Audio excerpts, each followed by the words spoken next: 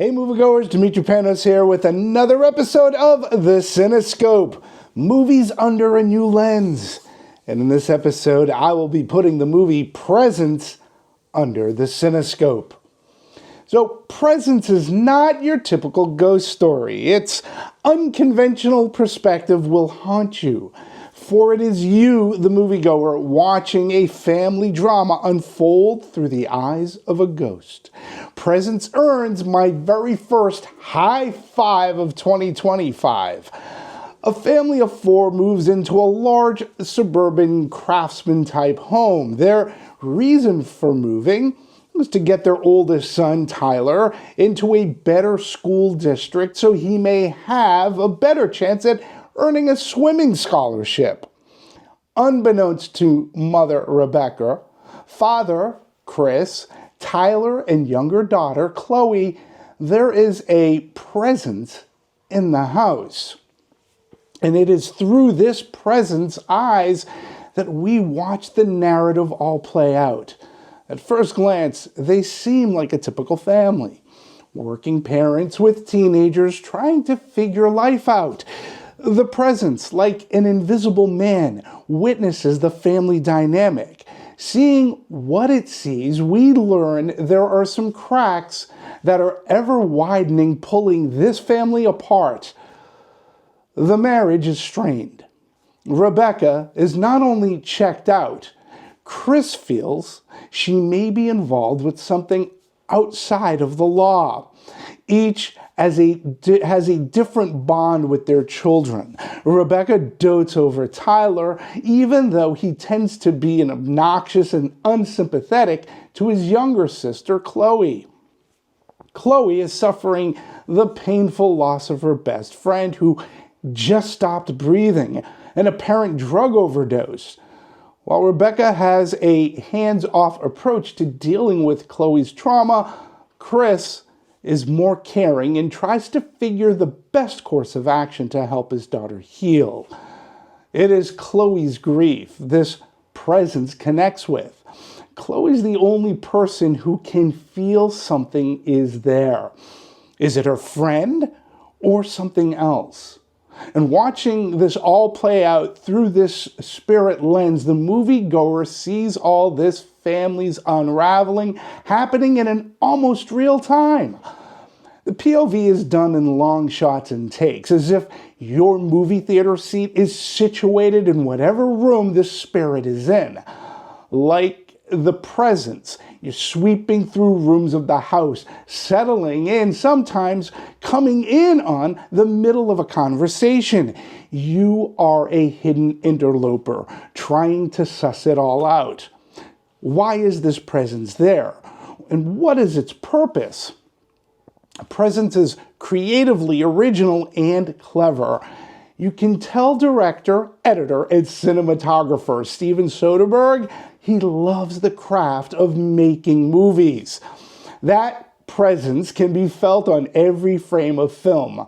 His use of the single shot and long take is enveloping. There were a few times where I became so drawn into watching the movie, I forgot I was watching it through the eyes of a phantom, which makes Presence all the more hauntingly gripping.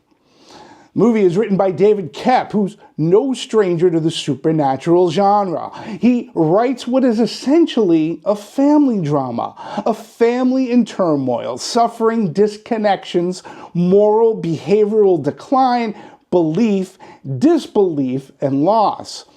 Koepp has been around for a very long time. Once an early Spielberg protege, he has remained a Hollywood go-to, and Presence is one of his best. Soderbergh not only captures the script's themes with visceral visuals, he inspires performances that deliver. Dialogue that rises above being just expository. Lucy Liu as Rebecca, the mom willing to bend the law for the betterment of her son's future. Chris Sullivan as a pragmatic, protective, and sympathetic father. Eddie Mayday as favored son Tyler, and Kalina Liang as coping teenager.